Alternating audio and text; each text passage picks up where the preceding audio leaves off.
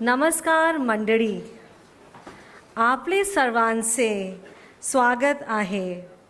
आशा आहे की तुम्ही चहा ब्रेकचा आनंद घेतला असेल. That was for you, sir. Or one that can be easily comprehended by the majority here. I feel honored to welcome you all back post our tea break and specially welcoming sir.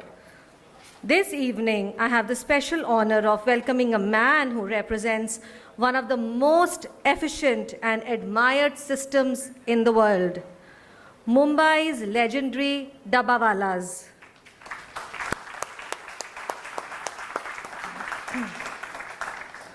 Shri Subhash Gangaram Talekar ji has been this remarkable community spokesperson and guiding force, whose flawless logistics and teamwork are studied at global business schools, including the Harvard. Through his leadership, the Dabbawalas have become a symbol of dedication, simplicity, and unity. I personally fondly recall loving the Bollywood movie inspired by the Dabbawalas, The Lunch Box, in the year 2013. Ladies and gentlemen, let's hear it for the inspiring Subhash Gangaram Talekar ji. Thank you. May I please request Ms. Yasmin Khan, Education Officer, GD Goenka, to present Sir with a gratitude of love from our side.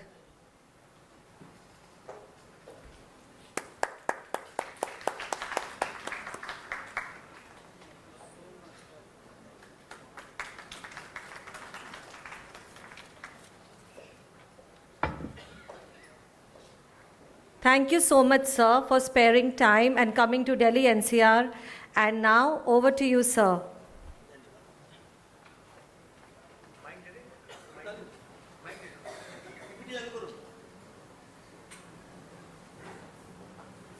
नमस्कार.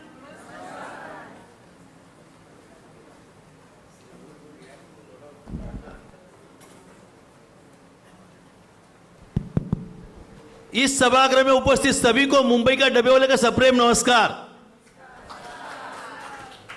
आपके लिए एक शेर बोलता हूं. मुसीबतों में शराफतों की शराफत कम नहीं होती. मुसीबतों में शराफतों की शराफत कम नहीं होती. आने दो कितने स्कूल, फिर भी जीडी गोयनका स्कूल की कीमत कभी कम नहीं होगी.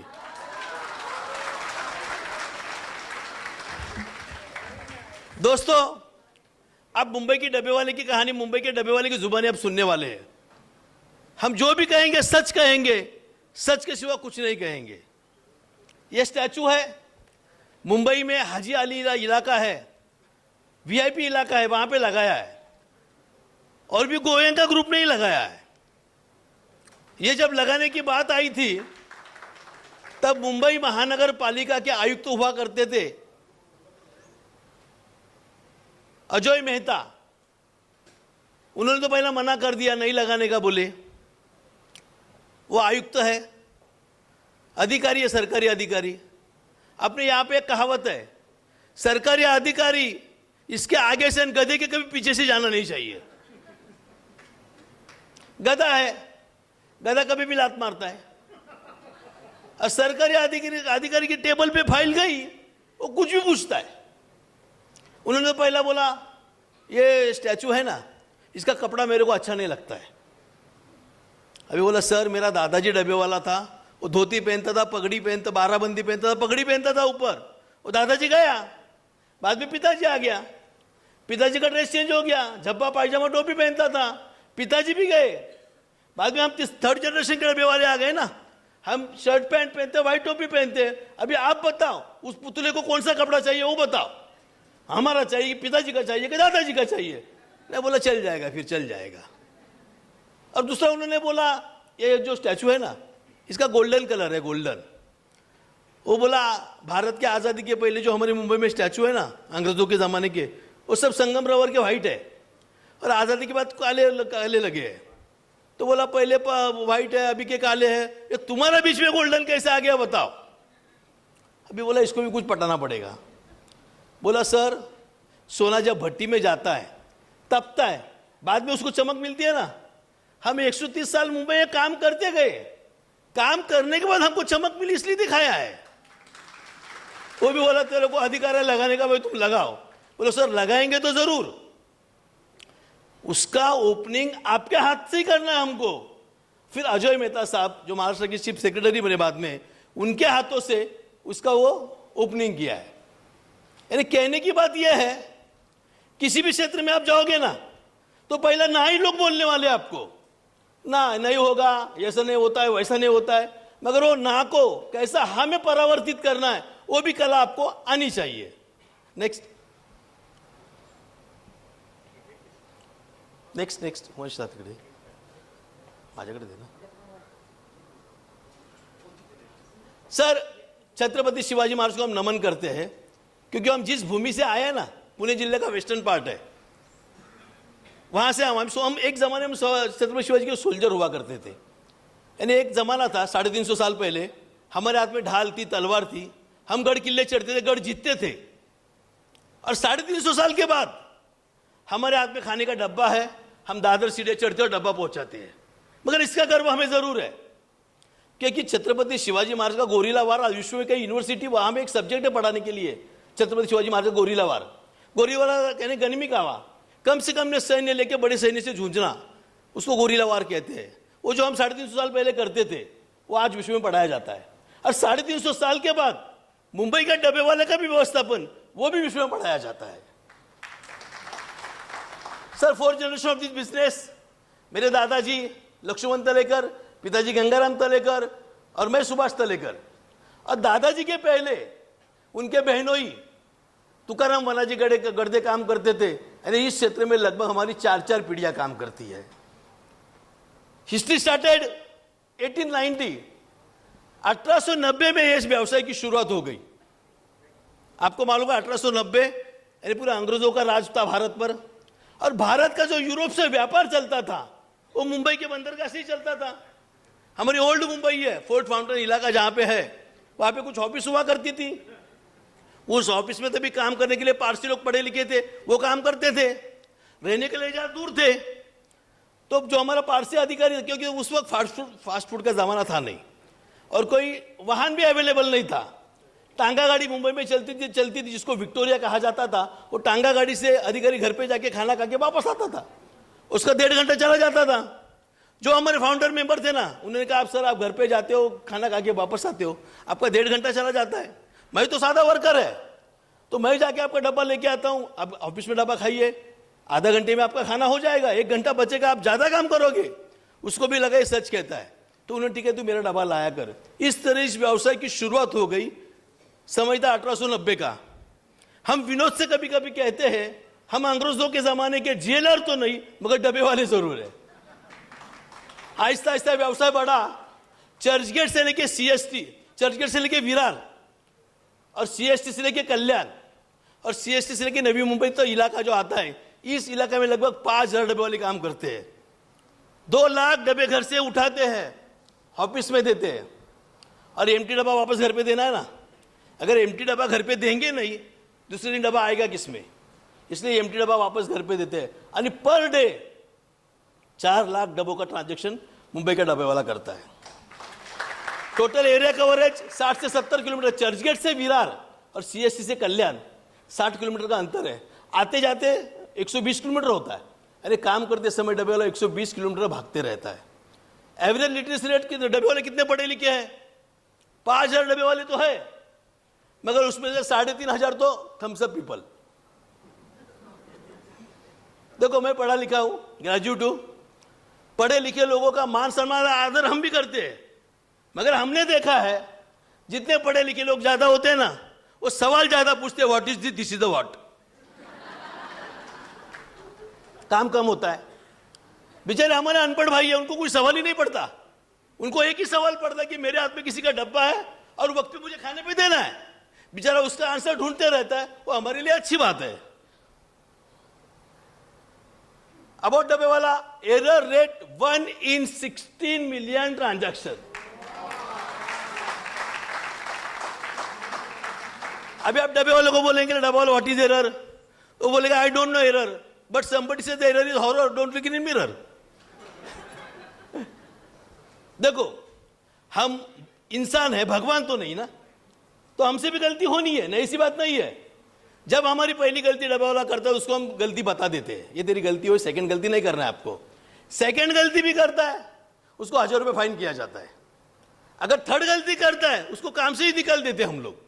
और तू गलती करेगा उसका नुकसान हमको होगा, इससे अच्छा तू काम ही मत करना, क्या को काम करने का तू। हम तो हमेशा कहते हैं कि पहली गलती अनजान, दूसरी गलती नादान, तीसरी गलती शैतान और बार बार गलती पाकिस्तान। कितना भी सर्जिकल स्ट्राइक करो सुधरता नहीं है। देखो, हम डब्बे वाले जब काम करते हैं ना सर, आपको एग्जांपल देता हूं। बोरीवली हमारा वेस्टर्न रेलवे स्टेशन है। बोरीवली के वेस्ट में गोराई करके गांव है। समझो एक गोराई से एक डब्बा आता है, मंत्रालय जाता है, तो गोराई से घर से एक डब्बा वाला उठाएगा, वो बोरीवली स्टेशन लेके आएगा। बोरीवली से दूसरा डब्बा वाला उठाएगा, वो चर्चगेट स्टेशन लेके जाएगा। चर्चगेट में तीसरा डब्बा वाला उठाएगा, चर्चगेट के सामने हीरो थिएटर है, वहीं पे हमारी चेंजिंग प्लेस है, वहीं पे लेके जाएगा। और हीरो से चौथा डब्बा वाला डब्बा उठाएगा और मंत्रालय में डब्बा देगा। अगर समझो पहला आदमी गलती किया, गोराई का आदमी गलती किया, तो बोरीवली का आदमी उसको सुधारता है। गोराई और बोरीवली दोनों ने भी गलती किया तो चर्चगेट का आदमी उसको सुधारता है। चर्चगेट का भी चूक गया, 3 जन चूक गए, तो चौथा आदमी जो होता है मंत्रालय में डब्बा देना उसको सुधारता है।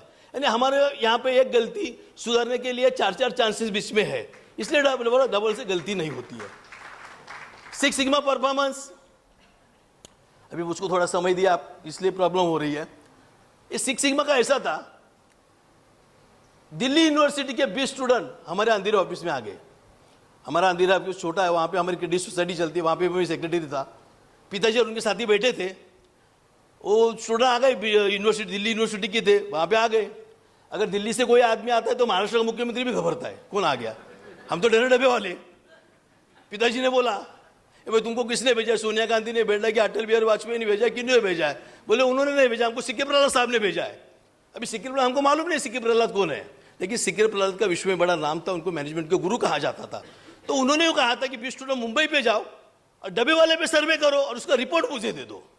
वो आ गए हमारे ऑफिस में। हमने बोला भाई आप दिल्ली से आए हो, तभी दिल्ली में मेट्रो थी, हमारे मुंबई में नहीं थी। आप मेट्रो से प्रवास करते हो, मगर हम लोकल से प्रवास करते हैं। मेट्रो को आधुनिक रेलवे कहा जाता है।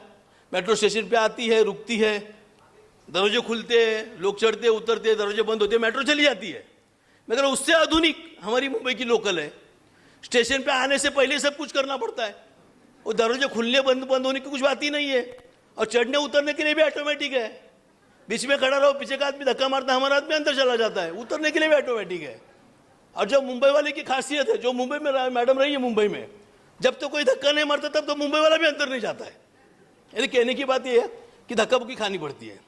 और दिल्ली वालों को धक्का बुक्की खाने की तो आदत है ही नहीं ना, बेचारे उल्टे पुल्टे उतर के तो गाड़ी नीचे जाएंगे, लेने के देने पड़ेंगे।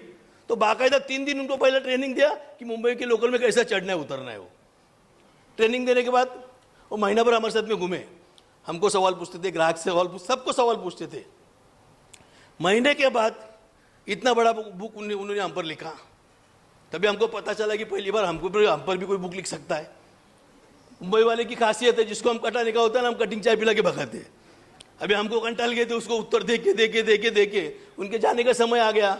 हमने कटिंग चाय पिलाई, हो गए दिल्ली। 1-1.5 महीना चला गया। बीच में टाइम्स ऑफ इंडिया में एक खबर छप गई। तभी के राष्ट्रपति R.K. नारायण साहब राष्ट्रपति थे और सिक्के प्रहलाद साहब दोनों बातें करते थे, ऐसी तस्वीर थी। और नीचे लिखा था कि मुंबई के डब्बे 6 सिग्मा में, अंग्रेजी में था, टाइम्स ऑफ इंडिया की न्यूज़ थी ना। अभी हमको तो अंग्रेजी आती नहीं है, हम पेपर क्यों लेंगे। किसी ग्राहक ने वो पेपर लिया और डब्बे वाले को दिया, बोलते डब्बा वाला तुमको क्या मिला है देखो। अभी उसको अंग्रेजी नहीं आती। वो आ गया पिताजी के पास, तलेकर जी ये क्या मिला देखो। पिताजी ने देखा तो डब्बा वाले को 6 सिग्मा मिला। अभी 6 सिग्मा है क्या, आपने को क्या मालूम क्या है, और क्यों दिया आपने को वो भी नहीं मालूम। कुछ तो लिखा है, पेपर रख दो कपट में, जब भी कोई देने को आएगा तभी देखेंगे। वो पेपर कपट में रख दिया। उसके बाद वापस 1-1.5 महीना चला गया। जो 20 स्टूडेंट थे ना, उसमें से 2 वापस आ गए। हमारे एयरपोर्ट पे अतिथि होटल है, वहाँ पे रुके, 5 स्टार होटल है, वहाँ पे रुके। और वहाँ से उन्होंने फ़ोन किया हमारे अंधेरे ऑफिस में। पिताजी ने फ़ोन उठाया।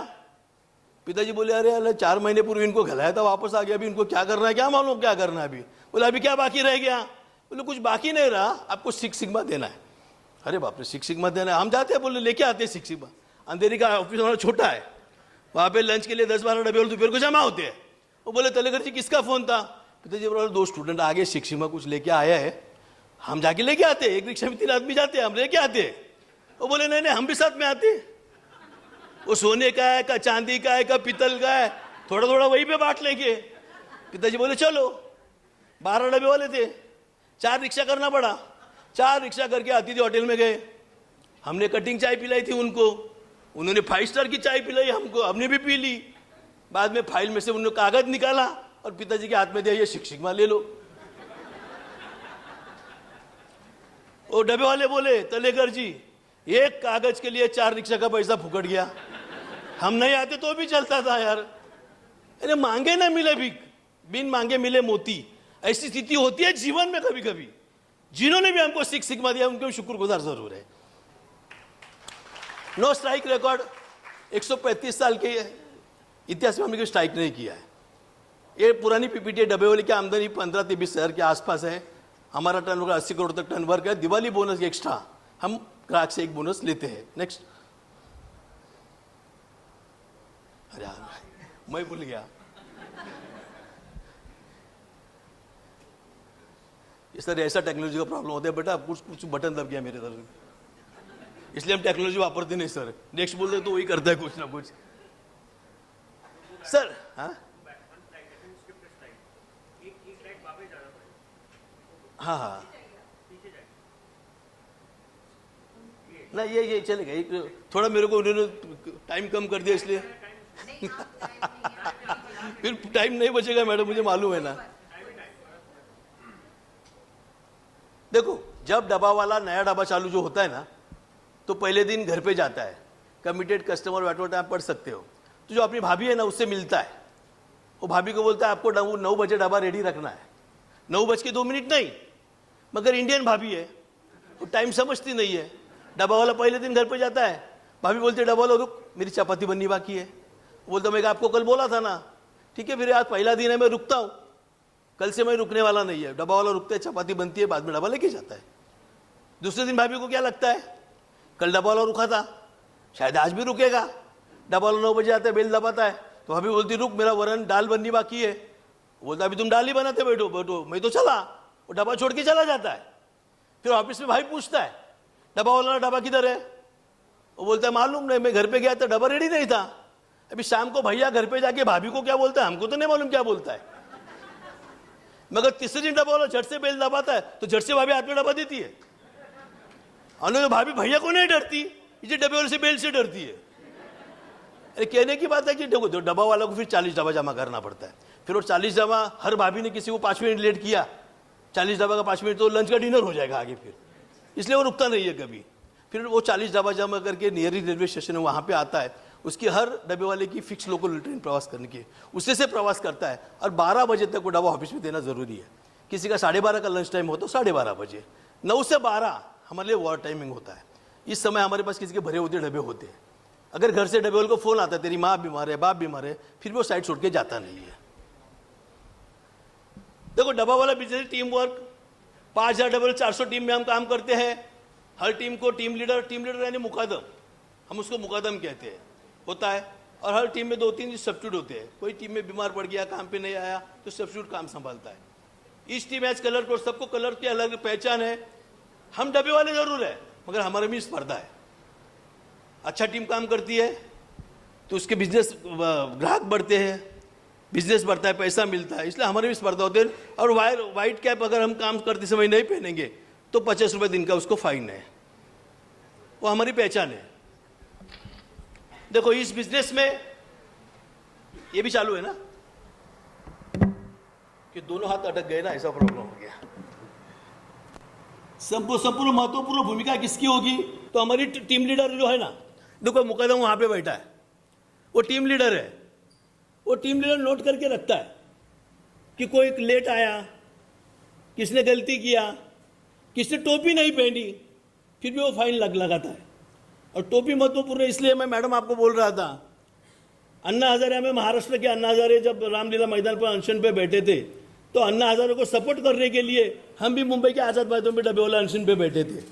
तभी वहाँ पे स्क्रीन पे चल रहा था, रामलीला मैदान पे अन्ना हजारे मंच पे सोए थे, उसके बाजू में कुछ लोग घूम रहे थे, उसमें किरण बेदी थी, मैडम थी, कुमार विश्वास थे, अपने केजरीवाल साहब भी थे। वो 2 जन को नहीं जमा, मगर केजरीवाल साहब ने वही टोपी दिल्ली वालों को पहना दी और सीएम बन गए दिल्ली के। अरे टोपी कितनी इंपॉर्टेंट है, देखो कोई पहनेगा तो सीएम बन सकता है। और दूसरा जो डब्बा वाला है ना, वो हमारा मुकदम है। देखो हम 2 लाख डब्बे जो डब्बा वाला पहुंचाता है, वो क्यों पहुंचाता है? तो हमारी खुद की कोडिंग सिस्टम होती है। अगर कोडिंग किसी भाभी ने डब्बा धो दिया, ऊपर का कोड मिट गया, तो गलती हो सकती है, नहीं ऐसी बात नहीं है। हमारे सभी धर्म के कास्ट के कस्टमर है, हमारा शेख भाई भी कस्टमर है, हमारे जैन भाई भी कस्टमर है। सब वो ऊपर का तो कोड मिट गया, डब्बा गलती हो गया, शेख का डब्बा जैन को गया, जैन का डब्बा शेख को गया, तो क्या होगा? शेख तो खा लेगा, कुछ भी खाता है, मगर जैन तो उसी डब्बे से मारेगा हमको। इसलिए जब डब्बा घर से लिया जाता है तो डब्बे वाले को और उसको मुकदम को सूचना दी जाती है, पहला कोड आप देखो।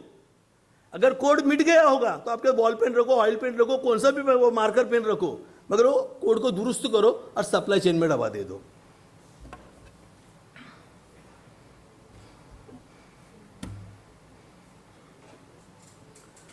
देखो कस्टमर केयर, अब ये कस्टमर देखो, एमबी के स्टूडेंट आते हैं, हमको ये पीपीटी बना के दिया सर। अभी हमको मालूम नहीं कस्टमर केयर क्या है, मगर हमें इतना मालूम है कि हम 3 पीढ़ियों में जैसे काम करते हैं ना, वैसे 3 पीढ़ियों में डब्बा खाने वाले कस्टमर भी हमारे पास है। दादाजी ने डब्बा खाया था, उसका लड़का ऑफिस में डब्बा खाता है, पोता स्कूल में डब्बा खाता है। यानी कस्टमर से अच्छे संबंध रखेंगे तो 3 पीढ़ियों तक संबंध बने रहते हैं, हमारा अनुभव है। देखो डब्बा वाला जब 2 लाख डब्बे पहुंचाते हैं, लोग बोलते हैं अनपढ़ डब्बे वालों को उसकी गलती क्यों नहीं होती? सर हमने खुद की कोडिंग सिस्टम बनाई थी। मेरे दादाजी कहा करते थे, जब मुंबई छोटी थी तो हम धागा बांध के पहचान करते थे। लाल धागा बांधने से गिरगांव में जाने वाला डब्बा, येलो बांधने से मझगांव में जाने वाला डब्बा, काला बांधने से कुलाबा जाने वाला डब्बा, ऐसे धागे से पहचान होती थी। ऐसा ऐसा मुंबई बढ़ गई, डब्बे बढ़ गए, तो फिर डब्बे वालों ने खुद की कोडिंग सिस्टम बनाई। अब ये डब्बे का टॉप देख सकते हो, ऊपर का ढक्कन जो होता है उस पर लिखा हुआ है। ये जी नाम का आदमी, हमने जो डब्बे पीछे वाले डब्बे घर से डब्बे लेते हैं ना, उसको ABCD में नंबर दिया है। तो ये जी नाम का आदमी गोराई करके, मैं बोला आपको बोरिवली के वेस्ट में गांव है, वहां से 40 डब्बा जमा करेगा। फिर वो 40 डब्बा, उसका नेरी रेलवे स्टेशन कौन सा है? तो बोरिवली, तो बोरिवली 40 डब्बा लेके आएगा। फिर वहां पे शॉर्टिंग होती है। हमने कुछ विभाग के हमने खुद के कोडिंग दिए, पिन कोड नंबर दिए है। हमने 3 नंबर दिया नरीमन पॉइंट को, तो ये डब्बा जाना है चर्च गेट, तो चर्च गेट जाने वाले बक्से में रख दिया जाएगा। चर्च गेट में जाने के बाद आगे जो डब्बे वाले होते हैं ना, हमने पीछे ABCD नंबर दिया है, सब आगे डब्बे वाले को 1 2 3 नंबर ऐसा दिया है, 1 2 3 4। तो 5 नंबर का आदमी वो लाइन में डब्बा उठाएगा और नरीमन पॉइंट पे एयर इंडिया बिल्डिंग में 8वें मंजिल पे खाने को देने का है। डब्बे वालों को पता चलता है कि डब्बा आया है किधर और जाएगा कहाँ पे। देखो सप्लाई चेन, उसी तरह जिस कोडिंग सिस्टम से हमारी सप्लाई चेन चलती है, और मुझे कहने में अभिमान है कि गिनीज बुक में इसकी नोंद हो गई है, सबसे तेज मानवीय सप्लाई चेन किसकी? तो मुंबई के डब्बे वाले की है।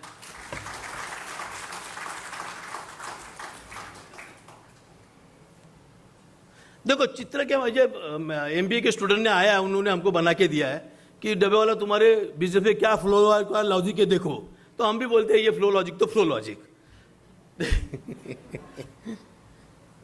देखो टेक्नोलॉजी बैकअप नील, अभी हम काम करते हैं सर, इसमें हम कोई टेक्नोलॉजी वापरते नहीं है। मेरे पिताजी ने 6 सिग्मा का बंटवारा किया था, 2 सिग्मा साइकिल को दिया था। साइकिल हमारा उपयुक्त वाहन है। नितिन गडकरी साहब ने कितना भी कायदा कड़क बनाया तो भी हम पे लागू नहीं होता है। रेड सिग्नल होगा, आप जंप कर सकते हो, क्या करेगा? फाइन मारेगा पुलिस वाला। ट्रैफिक होगा तो फुटपाथ से साइकिल लेके जा सकते हो, ये फुटपाथ से ही जा रहा है। यानी कहने की बात है कि मुंबई में जो ट्रैफिक है साउथ मुंबई में, उससे हमको कौन बचे? तो हमें साइकिल बचाती है, और उसका कुछ खर्चा भी नहीं ना, एक बार हवा भरो महीना भर चल जाती है। 2 सिग्मा साइकिल को दिया, 2 सिग्मा मुंबई के लोकल को दिया था। विश्व में कहीं 2-2 मिनट में लोकल चलती है, हमने तो नहीं देखी, मगर मुंबई ऐसी नगरी है जहाँ पे 2-2 मिनट में लोकल चलती है और समय पे चलती है। मुंबई की लाइफ लाइन है, हमारी लाइफ लाइन है, इसलिए 2 सिग्मा मुंबई के लोकल को दिया था और 2 सिग्मा डब्बा वालों ने रखा था। क्योंकि अच्छा टीम वर्क नहीं होता तो शायद सिक्स सिग्मा नहीं मिलता, इसलिए हम कुछ टेक्नोलॉजी वापरते नहीं है। मगर हमको अभी अभी डर लगने लगा है। तो कुछ ड्रोन कैमरा आता है, देखो ड्रोन कैमरा वो अभी छोटा है, मगर कुछ बढ़ गया, अगर किसी भाभी के हाथ में लग गया तो भाभी घर पे जाएगी, उसको डब्बा बांधेगी और साहब को भेजेगी ऑफिस में, हमको तकलीफ हो सकती है।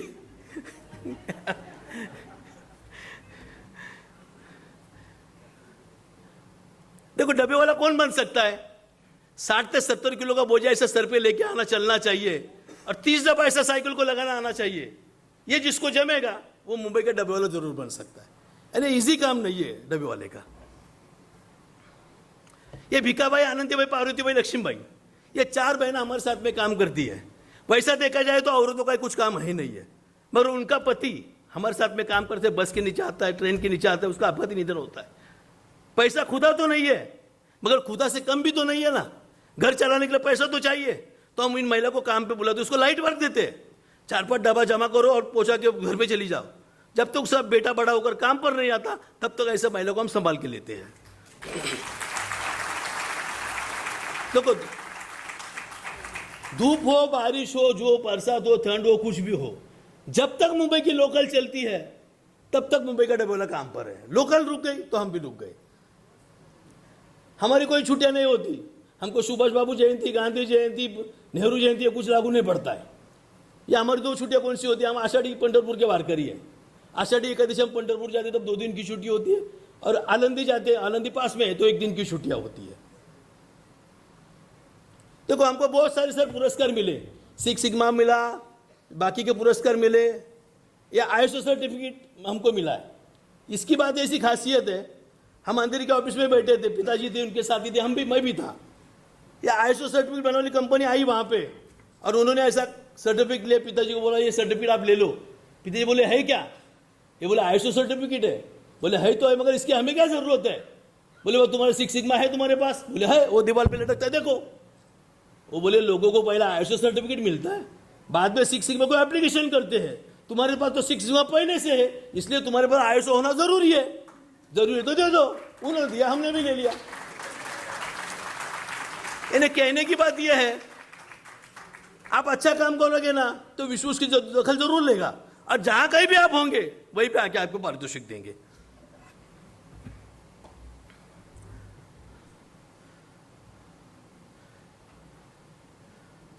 डब्बा वाला टिकट ये सब इंपॉर्टेंट है सर। देखो हम डब्बे वाले मुंबई में काम तो करते थे, हमें कोई पहचानता नहीं था, जानता नहीं, चाहे काम करते हैं, मगर प्रिंस चांद मिलने के बाद हमको लाइमलाइट में आ गए।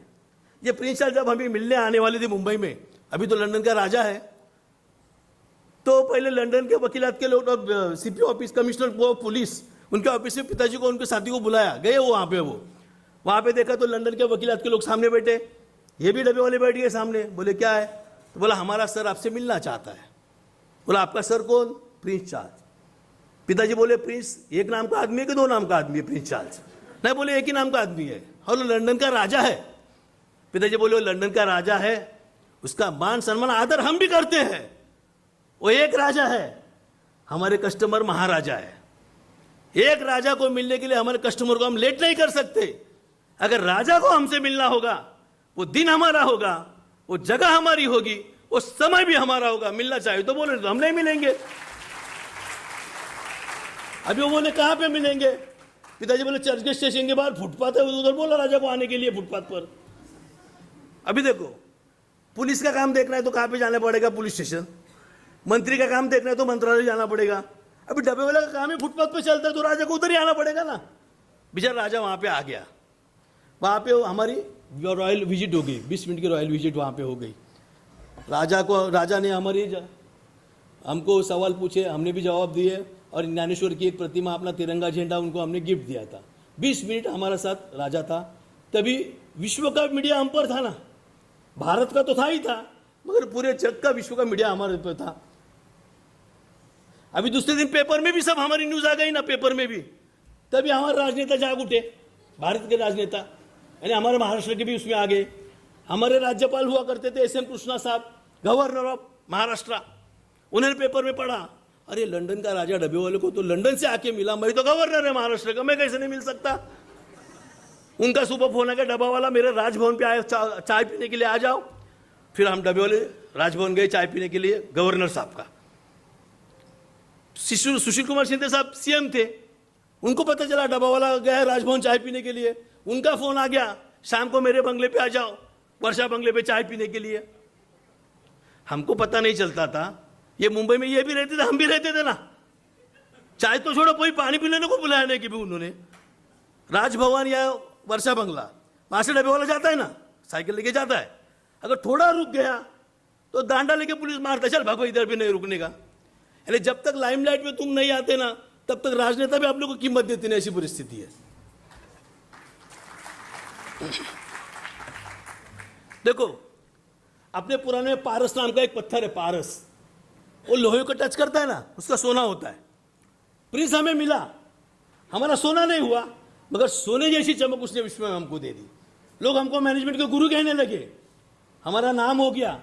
और उसी दरमियान प्रिंस चार्ल्स शादी कर रहे थे, तो कुछ पत्रकार हमसे मिलने आ गए। अरे भाई, तुम्हारा दोस्त जिसने आपको शोहरत दी, नाम इज्जत दी, वो शादी कर रहा है, उसको कुछ गिफ्ट देंगे कि नहीं देंगे? हमने सोचा कुछ देना जरूरी है। वो शादी पहली की दूसरी, उसने अपने को लेना देना था नहीं उसमें कुछ। वो दूसरी शादी थी उसकी, क्योंकि डायना मैडम का अपघात में निधन हो गया था, और कबिला भाभी के साथ उसकी सेकेंड शादी थी। और कबिला भाभी उसकी बचपन की सहेली, बचपन का प्रेम 55 में जाग उठा। 55 उम्र थी राजा की। अभी अपने इधर कोई 55 उम्र में शादी करने को जाएगा तो लोग बोलेंगे थोड़े समय के लिए काहे को मगजमारी करता है, उधर चलता है। हमने भी बोला चलता तो चलता, कुछ न कुछ गिफ्ट देंगे जरूर, मगर देंगे क्या गिफ्ट? अपने पुराण में दोस्ती फेमस है श्री कृष्ण सुदामा की। श्री कृष्ण द्वारके का राजा, उसकी पूरी द्वारका सोने की है, उस सुदामा उसको देगा भी क्या? पूरे विश्व में उसका राज्य था, और हम डब्बे वाले क्या देंगे उसको, देके भी क्या देंगे? फिर भी हमने सोचा, मराठी लोग शादी में जो ड्रेस पहनते हैं ना, वर और वधू, अपन लोग कपड़ा उसको देंगे, पहने के नहीं मालूम है, नहीं मालूम, देने में क्या जाता है। फिर न्यूज़ बन गई, मुंबई के डब्बे वाले वो शादी में गिफ्ट भेजने वाले हैं। तो पुणे में फेटे वाला है, पुणे जो टर्बन बनाता है पुणे में, मधुकर फेटे वाले, उन्होंने देखा, उनका फोन पिताजी को आ गया, तलेकर जी मैं स्प्रिंग के टर्बन बनाता हूँ, बोलता है फेटे बनाता हूँ स्प्रिंग के, पूरे वर्ल्ड में गणपति जिधर बैठते हैं ना उसको मैं भेजता हूँ, तुम स्प्रिंग का फेटा हमारे पास से ले लो, फ्री में ले लो, क्योंकि राजा का सर का माप हमें मालूम नहीं था ना क्या माप है उसका। वो डालेगा, डोके में डालेगा तो अपने आप फिट हो जाएगा। बोलो जो स्प्रिंग का टर्बन आ गया। वो कोल्हापुर में हथनी चप्पल वाला है, उसका फोन आ गया पिताजी को, और राजा का पाव का माप बताओ क्या है। वो बोला कि पाव, मेरे को पाव का माप बता के गया क्या, क्या पाव हो मेरा, मेरे को क्या मालूम पाव का माप क्या है। तो उन्होंने 6 नंबर, 7 नंबर, 8 नंबर, 10 नंबर का जोड़ी भेज दिया बुट का। वो कमिला भाभी का भी चप्पल उसने भेज दिया, वो भी आ गया। किसने कंगना दिया, किसने मंगलसूत्र भेजा, जी सबने दिया। अभी वो पैठनी साड़ी पहनते हैं ना औरत शादी में हमारे इधर, तो हम गए दादर में साड़ी लेने के लिए, 20,000 की पैठनी साड़ी रानी को हमने ले ली। दूसरे दिन पेपर में न्यूज़ आ गई, मुंबई के डब्बे ने 20,000 की पैठनी साड़ी रानी को ले ली। मेरे वाइफ ने उठाया, बोलते उठो पेपर में क्या आया देखो। मैं बोला दिखाओ क्या आ गया। उसने दिखाया पेपर, मैंने भी पढ़ा, 20,000 की पैठनी साड़ी रानी की ले ली डब्बे वाले ने। मैं बोला ले ली। वो बोलती मेरे लिए कभी 200 रुपये की नहीं लाई आपने, उसको 20,000 की ले ली। अरे मैं बोला वो विश्व की रानी तो मेरी रानी, कुछ फर्क है कि नहीं कुछ। 2 दिन बाद में खाना नहीं मिला घर पे खाने के लिए, बोलती लंदन जाओ खाना खाने के लिए। अरे कहने की बात है, ये इसको मराठी में आहेर बोलते हैं, गिफ्ट को आहेर बोलते हैं। ये तो जमा हो गया, लेकिन भेजने का यही हमको नहीं मालूम कहाँ पे भेजने का है। फिर पत्रकारों ने बातमी बना दी वापस, बेगाने शादी में अब्दुल्ला दीवाना, क्योंकि इनको मालूम नहीं कहाँ पे भेजना है। तो कुरियर वाले हमारे पास आ गए कि वो बोले बर्किंगहैम पैलेस में राजा रहता है, हमको मालूम, हम आपका लेके जाएंगे फ्री में। बोला ठीक है ले, वो भी फ्री का काम हो गया। मगर सर आप भी सोचो, राजा की शादी थी 8 अप्रैल 2005, कैलेंडर अभी जाके देख सकते हैं आप, 8 अप्रैल 2005। हमने कैलेंडर देखा, उस दिन था अमावस्या का दिन। एक तो राजा की पहली औरत मर गई थी, और सेकंड शादी करता है वो अमावस्या के दिन करता है। साला कमीना भाभी का भी नंबर लग सकता है। अभी अपन राजा को ऐसा बोलेंगे कि शादी मत कर, बोलेंगे कैसा? वो अपने क्यों सुनेगा? फिर हमने क्या किया, हमने विले पार्ले स्टेशन के बाहर एक संन्यास आश्रम है, हम वो गिफ्ट का शांति करने के लिए संन्यास के पास लेके गए। जल्दबाजी में आदमी की अकल काम नहीं करती, ऐसा हमारा हुआ। शादी राजा की, गिफ्ट हमारा, और उसका शांति करो सन्यासी के पास लेके गए। सन्यासी वो बोलते साला शादी को खबर के हमने सन्यास लिया है और तुम हमारे पास आए इसका शांति करो बोलते हैं। मगर वो हमारे पहचान वाले थे, उन्होंने उसका शांति किया। शांति करने के बाद वो आहिर हमारा जो गिफ्ट लंदन में चला गया। सच्चे मन से कोई प्रार्थना करता है ना, उसकी भी भगवान सुनता है, नई ऐसी बात नहीं है। बरोबर 6 अप्रैल को वो वेटिकन सिटी है, वेटिकन सिटी रोम में किधर है, इटाली के इधर किधर है, उसका गुरु होता है पोप। वो पोप ही मर गया 6 अप्रैल को। देखो आप कभी भी अभी पोप बोलेगा तो राजा का गुरु, वो भी क्रिश्चियन, ये भी क्रिश्चियन। अभी पोप मर गया तो लंदन ने 3 दिन का दुखवटा जाहिर किया, 3 दिन का दुख जाहिर किया। 6 तारीख, 7 तारीख, 8 तारीख, 8 तारीख की शादी पोस्टपोन हो गई, 9 तारीख को हो गई। 9 तारीख आज भी आप जाकर देखो, 9 अप्रैल 2005 हम मराठी लोगों का गुड़ी पाड़वा का दिन था। वो गुड़ी पाड़वा हम 3.5 मुहूर्त में गिना जाता है। राजा की शादी समय पे हो गई, इसलिए 2005 से 2024 तो कोई प्रॉब्लम नहीं आया। थोड़ा मैडम थोड़ा समय मुझे देके तो मैं और बोलूं, थोड़ा मिनट दिया। मैं ऐसा क्यों बोलता हूँ सर, लंदन में एक होटल था टिफिन बाइट नाम का, उसका ओपनिंग शिल्पा शेट्टी मैडम ने किया और हम डबे उसका ब्रांडिंग कर रहे थे वहाँ पे। अभी लंदन में तो इंडियन लोग बहुत है वहाँ पे। तो उन्होंने हमको बंगला दिया था रहने के लिए। हम ग्राउंड फ्लोर पे रहते थे, सेकंड फ्लोर पे 2 लोग रहते थे। एक लाहौर का मुस्लिम था पाकिस्तानी, अपना एक पंजाब का पंजाबी लड़का हिंदुस्तानी था। अभी भारत पाकिस्तान सीमे पर हर दिन मारामारी करते, मगर वो एक दूसरे को वहाँ पे संभालते क्योंकि दोनों अकेले अकेले। अभी जिस ब्रांडिंग करने को गए थे होटल का टिफिन बाइट था, वहाँ पे सब इंडियन फूड मिलता था, मगर जो भी खाओ उसको टेस्ट लंदन का ही आता था। कुछ भी खाओ वो तीखा नहीं हुआ करता था। तो हमको कैसा लगता है, मराठी लोग को वड़ा पाव के साथ मिर्ची आता है ना, वो मिर्ची अपने को लगता है। तो हम घर पे आने के बाद हम मिर्ची फ्राई करते थे खाने के लिए, अलग सा तीखापन आने के लिए। एक बार हम मिर्ची फ्राई करते थे, उसका बास गया ऊपर। वो पंजाबी लड़का था, वहाँ पे हर शाम को कोई दारू या रम कुछ पीता है वो लोग, वो पीते पीते ही नीचे आ गया। बोलते तुमने क्या बनाया है? बोला हमने कुछ बनाया नहीं, खाली मिर्ची फ्राई किया है। उसको इसका बास बहुत अच्छा आता है, तो आज चकना समझ के यही खाएगा बोलता हूँ मैं। बोले ठीक है खा ले। उसने एक मिर्ची लिया, वो दारू का ग्लास खत्म हो गया। दूसरी मिर्च उसको शायद अच्छा लगा होगा, उसने दूसरी भी मिर्ची ले ली, वो भी खा ली। हमारा खाना हो गया, उसका दारू खत्म हो गया, वो भी सोने को गया, हम भी सोए। दूसरे दिन हम उठे और ब्रांडी के लिए चले गए और 6 बजे वापस आ गए। तो लाहौर वाला हमारे राह देखता था। अरे बोला वो पंजाबी लड़का है ना, उसे सुबह से दरवाजा नहीं खोला बोलता है। अरे हम घबर गए, सर रात को अपने साथ खाना खाने को था और सुबह से दरवाजा नहीं खोला, इसको क्या हो गया? तो मैं गया ऊपर, उसका दरवाजा ठोका तो उठ के आ गया। बोला क्या हो गया तेरे को? वो तो बीमार पड़ गया मैं। और तू कल तो अच्छा था, और बोलते मिर्ची खाया ना मैंने इसलिए बीमार पड़ गया। बोला ठीक है बीमार पड़ गया तो पड़ गया। हमारे मुंबई में कोई बीमार पड़ता है चाल भैया बिल्डिंग में, तो 10 आदमी उसको लेके भी हॉस्पिटल लेके जाते। तू घर के अंदर मर भी गया तो किसी को पता भी नहीं चला कि तू अंदर मारा है, तो तेरे रिश्तेदार किधर है? तो बोला मेरी माँ लंदन की थी, बाप पंजाब का था, उनकी शादी हो गई, हम 3 भाई पैदा हो गए, फिर उनका डिवोर्स हो गया, बाप ने भी शादी कर ली, माँ ने दूसरी शादी कर ली। बोले कर ली तो कर ली, तूने क्यों नहीं शादी की? तो मैंने भी की थी। फिर तेरी वाइफ किधर है? डिवोर्स हो गया बोलतो। कितने दिन शादी चली? 4 महीना चली बोलतो। अरे तूने ऐसी कैसी औरत चुनी 4 महीना शादी चली? बोलतो अच्छी थी, तो 4 साल से हमारा प्रेम चल रहा था बोलतो। अरे बोला तू गलत किया, प्रेम चलता था वही अच्छा था, कम से कम लंबे समय चलता तो था। ये शादी काहे को किया मगजमारी? अरे शादी 4 महीने भी नहीं टिकी, ऐसी लंदन में स्थिति है। राजा की शादी 2024 तक टिकी है, तो मुहूर्त कितना मायने रखते हैं देखो।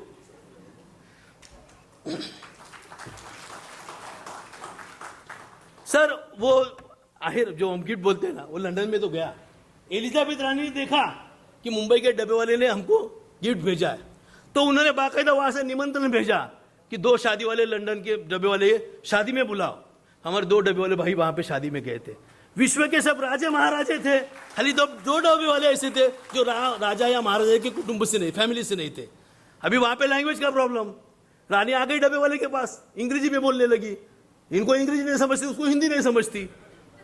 मगर भारत से 3 व्यक्ति गए थे, 2 डब्बे वाले थे और जयपुर की महारानी थी वहां पे, तो उसको पता चला ये अंग्रेजी का प्रॉब्लम आया है, तो वहां पे आ गई डब्बे वाले को, डब्बे वाला तो आप मेरे को हिंदी में बताओ, मैं इसको अंग्रेजी में बताती हूँ, वो अंग्रेजी में बताएगी, आपको मैं हिंदी में बताता हूँ। तब 20 मिनट तक ट्रांजैक्शन की भूमिका वहां पे जयपुर के महारानी निभाई थी।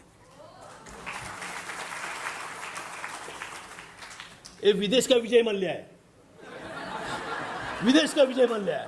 अपना विजय मल्ल्या तो गया, वो विमान कंपनी डुबा के चला गया, मगर इसका विमान कंपनी है, वर्जिन एटलांटिक कंपनी है। ये दादर में हमारे साथ पे चढ़े और चर्चगेट पे उतरे, तो मीडिया वाले उससे सवाल पूछने लगे, सर रिचर्ड ब्रैंसन आप डब्बा वालों को क्यों डिस्टर्ब करना चाहते हो?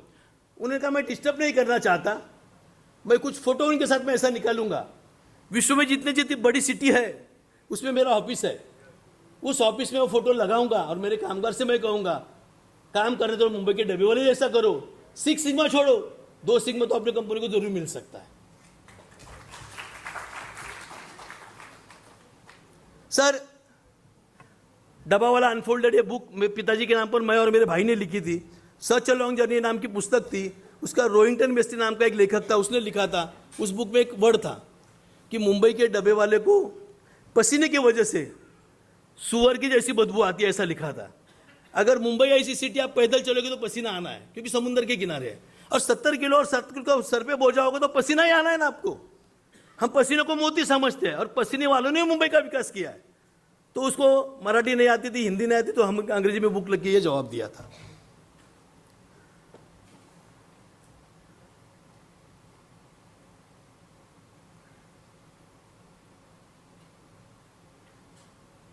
सर सबसे बड़ा सम्मान हमारा था 2010 में 26 जनवरी को, जब राजपथ पर यहाँ पे रथ चलते हैं, तो महाराष्ट्र शासन का प्रतिनिधित्व हमने किया था। ये ओरिजिनल मुंबई का डब्बा वाला है जो राजपथ पर चला था। उस दिन तो हम शाही मेहमान थे, इसलिए सुबह का खाना हमने राष्ट्रपति प्रतिभा ताई मैडम के साथ में किया था, और रात का डिनर हमने प्रधानमंत्री साहब के साथ किया था।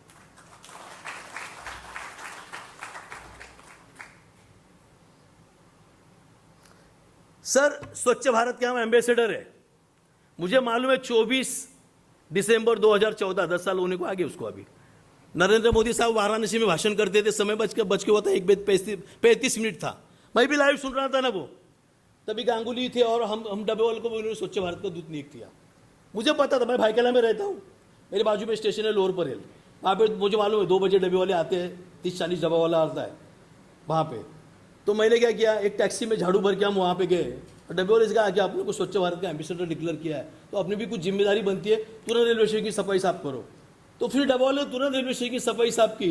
तब तक तो नरेंद्र मोदी साहब को भाषण ही चल रहा था वाराणसी में, यानी आधे घंटे में किसने रिप्लाई दिया, तो मुंबई के डब्बे वाले ने दिया था।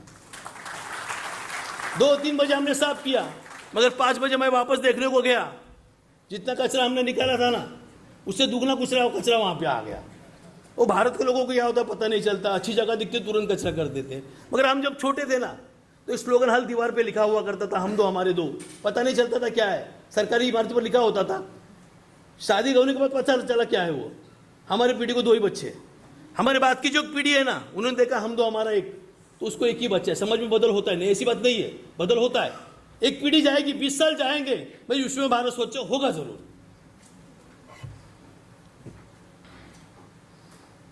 सर हम 5000 डब्बे वाले जब काम करते हैं, 10,000 आंख हमारे पास भी है। मुंबई भारत की आर्थिक राजधानी है, हमेशा मुंबई पर आतंकवादियों का हमेशा साया रहता है, तो 10,000 आंखों से हम मुंबई की निगरानी करते हैं। पुलिस ने हमको अर्जेंट नंबर दिए हुए, कई डब्बे वालों को तो बॉम्ब कैसा पहचानना उसका ट्रेनिंग दिया हुआ है, कि काम करते समय सजग नागरिक क्या होता है, वो भी भूमिका हम हमेशा निभाते हैं। सर ये रोटी बैंक 2015 में मैंने चालू की थी। मेरा बचपन साउथ मुंबई में गया। साउथ मुंबई में हमेशा देखा जितने बड़े बड़े लोग रहते, किसी बहाने भी पार्टी होती थी, फिर पार्टी का खाना बचता था, फिर बचा हुआ खाना फेंक दिया जाता था। उसी साउथ मुंबई में स्टेशन के बाहर ब्रिज के नीचे फुटपाथ पर भूखे लोग सोते थे। तो हमने लोगों को अपील किया कि आपके पास पार्टी में खाना बचता है तो फेंकना नहीं, हमको फ़ोन करो, हम साइकिल लेके आएगा, खाना लेगा, गरीबों जाके बांटेगा। आज के हमारे खुद की 2 ही गाड़ियाँ है, जो 2 बजे के बाद जब डब्बा वाला जो स्कूल का डब्बा वाला है ना, वो 2 बजे के बाद फ्री होता है, फिर 2 से लेके 6 बजे तक हमारी 2 गाड़ियाँ चलती है, 250-300 लोगों को हर दिन का खाना खिलाते हैं वो लोग, क्योंकि जो खाना फेंक देने जाना था वो हम जमा करते हैं और गरीबों को बांटते हैं। वैसे हम कपड़ा बैंक भी चलाते हैं, क्योंकि 2 लाख कस्टमर हमारे पास भी है ना। तो हम लोग देखो, मुंबई ऐसी नगरी है, लोगों के कपड़े की चमक कम होती, लोग कपड़ा बदल देते हैं। तो हम लोगों को अपील करते हैं, फेंको मत, वो हमको दे दो, हम उसको धोता है, प्रेस करता है और दिवाली को आदिवासी लोगों को क्या बांटता है। अभी आदमी की जरूरतें क्या है? रोटी, कपड़ा और मकान। अभी मांगकर हमको ही मुंबई में रहने को नहीं है तो किसको देंगे? मगर रोटी बैंक के माध्यम से रोटी देते हैं, कपड़ा बैंक के माध्यम से कपड़ा देते हैं। सर ये फोटो देख रहे हैं, आपने फोटो स्टैचू स्टार्ट किया था ना, ये मुंबई के हाजी अली किला में स्टैचू है। मैंने बोला था आपको, ये रास्ता जहाँ से स्टार्ट होता है वहाँ पे स्टैचू है, और जहाँ पे खत्म होता है वहाँ पे मेरे पिताजी का नाम का चौक है, मैनेजमेंट गंगाराम लक्ष्मण तलेकर चौक। आज पिताजी नहीं है, मगर काम के रूप में वहाँ पे है। तो मेरी भी आपसे एक विनती है, किसी भी क्षेत्र आप जाओ, क्षेत्र में जाओ आप, मगर इतना अच्छा काम करो, इतना अच्छा काम करो कि आपके जाने के बाद पीछे तालियां बजती रहनी चाहिए। इसके बाद इतना कह के मैं अपने वाणी को विराम देता हूं। जय हिंद, जय भारत। नमस्कार सर, मेरा नाम श्रुति है। बहुत अच्छा लगा आपका इतना इंस्पिरेशनल स्टोरी सुनकर। मेरा एक सवाल है, 9 से 12 आपका वॉर टाइम होता है, उसके बाद आपके एम्प्लॉयज़ क्या करते हैं? मैडम 12 के वॉर टाइमिंग यानी वो वॉर टाइमिंग इसलिए है, तुम्हारे को अगर किसी का फोन भी आता है उस साइड में छोड़ के जाना नहीं है आपको। 12 बजे, अभी 12 बजे डब्बा देगा, एम्प्टी डब्बा जमा कौन करेगा? एम्प्टी डब्बा भी उसको जमा करके वापस घर पे देना है ना, उसको 5 बजे तक काम ही कर रहा है। अच्छा। मगर समझो माँ बीमार है, बाप बीमार है, तो उसको हॉस्पिटल तक जाना है, तो सब्सिडी आके काम संभाल तो वो जा सकता है। Okay, thank you.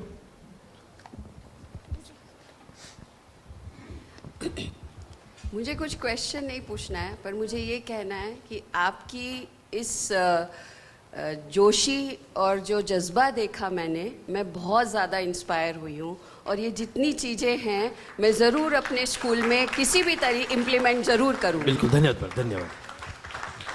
अभी केरल स्टेट ने हमारे ऊपर उसके 9th स्टैंडर्ड में एक लेसन दिया हुआ है, मुंबई का डब्बा वाला करके। That's commendable. सर नमस्कार। नमस्कार सर। ये जोमेटो स्विगी आजकल चल रहा है, क्या ये कुछ चैलेंज दे रहा है आपको? बिल्कुल बिल्कुल, लेकिन सर कुदरत हमारे साथ में है। 40 साल तक आदमी कुछ भी खाता है, पचाता है। 40 साल के बाद उसको बीपी डायबिटीज आ ही जाता है। फिर डॉक्टर बोलता है घर का खाना खाओ, घर का खाना खाओ, थोड़ा भी होना चाहिए।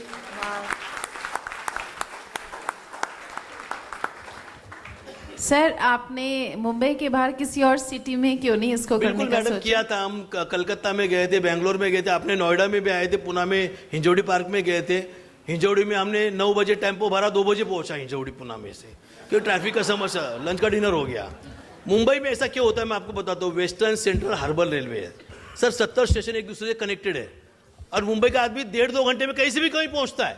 इतनी जलद सेवा भारत के अदर सिटी में हमने नहीं देखी, इसलिए वहां पे वो नहीं हो पाया। 10 बजे लेंगे और 12 बजे देना है तो कहाँ कैसा देंगे? तो उसके लिए तेज सेवा, और तेज होनी चाहिए मगर सस्ती होनी चाहिए। मुंबई की लोकल सेवा सस्ती भी है ना। नमस्कार सर। नमस्कार। सर, मैं उत्तराखंड से हूँ, मुझे भी आपसे कोई सवाल नहीं पूछना है। मैं बस आपका शुक्रिया अदा करना चाहता हूँ और बताना चाहता हूँ कि CBSE की क्लास 12th की एक बुक है, बिजनेस स्टडीज़ बुक, उसमें मुंबई डब्बावाला के ऊपर पूरा केस स्टडी दिया है। तो मैं एज अ टीचर अपने बच्चों को आपके डब्बावाला के केस के थ्रू, पूरी बिजनेस के थ्रू, मैं अपने बिजनेस स्टडीज़ के चैप्टर्स उनको समझाता हूँ। So very inspiring to listen whatever you said today, and I am definitely going to share all this experience with my students. Thank you sir. हमारा सर उल्टा हो गया। लोग पहला बुक लिखते हैं, बाद में उसको पढ़ते हैं, फिर वैसा काम करते हैं। हम काम करते गए, बुक लिखते गए, पर हमारा उल्टा प्रवास चालू हो गया है।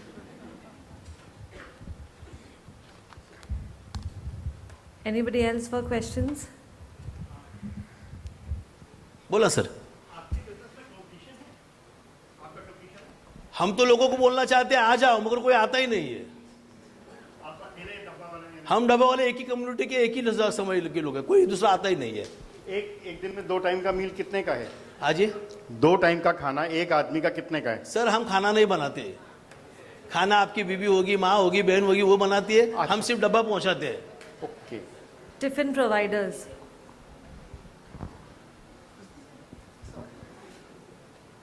कैश मैनेजमेंट, हाँ जी, कैश का मैनेजमेंट कैसे करते हैं आप? कैश का देखो जैसा ग्रुप होता है जो पीछे से डबल लेके आता है ना वही पगार लेता है, फिर आगे सब हम सप्लाई चेन में ही काम करते हैं।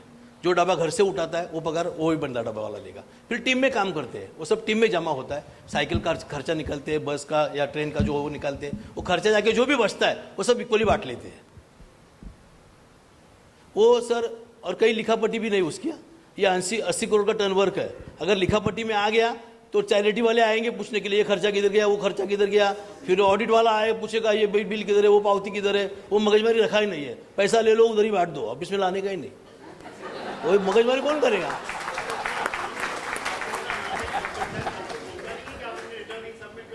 नहीं देखो, हम मेंबर से 10 रुपये लेते हैं, उसका हिसाब चैरिटी को जाता है। ये सर मुझे मगजमारी कौन करते बैठेगा? उसके लिए स्टाफ रखना पड़ेगा, स्टाफ को पगार देना पड़ेगा। ये किधर से पैसे लाएंगे आप लोग? सरकारी नियम उसमें भी कायदा निकलता है ना सर, पड़वट निकलती है, रास्ता निकलता है, उसमें कौन सी बड़ी बात है?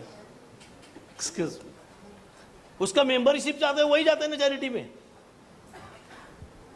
ये तो 2 लाख लोगों का हिस्ट्री कौन रखेगा? और उसके लिए 10 आदमी रखने पड़ेंगे, उसको 50,000 पगार देना पड़ेगा। सब कुछ नहीं वो खाली मुकदम के सर में होता है। हाँ, मुकदम के माइंड में होता है कौन कस्टमर कौन नहीं है। Wow. Abhi technology, I'll speak in English. I think someone. I can translate for sir. Now there is a change in the technology in everywhere, like GPS, UPI. So what is your thought process in the coming generation? Sir बोलना चाह रहे हैं कि जैसे जीपे और UPI आ गया है तो कैसा आप प्लान कर रहे हैं कि फ्यूचर?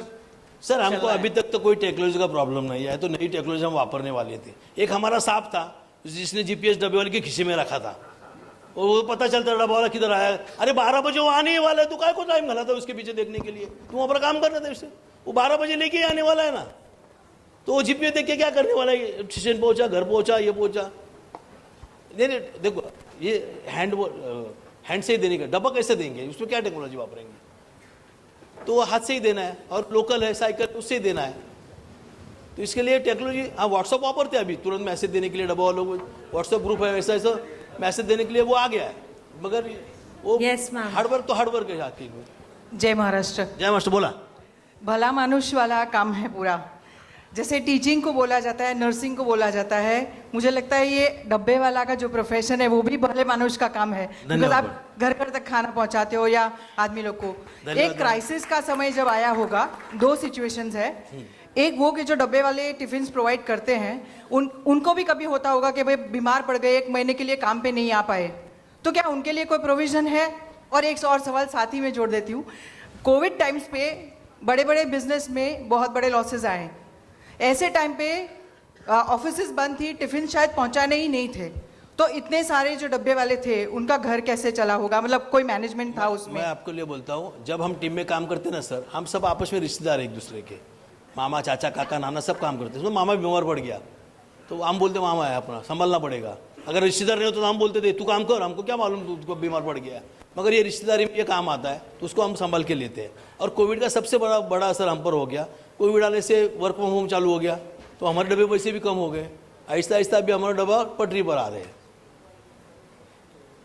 बोला।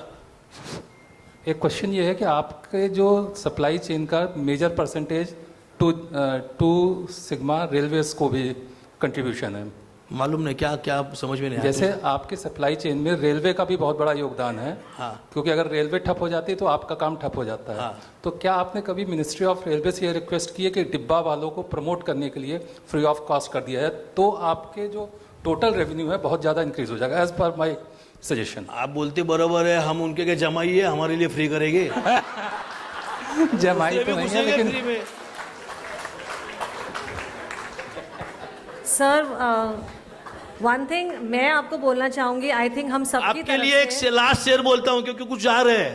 अरे खुदा, खुदा ने ईश्वर, अरे खुदा तेरे दरबार में हम फरियाद करते हैं, इतना ज्यादा ज्ञान हमें मत देना जो हमारे बिजनेस को बर्बाद कर दे। How sweet.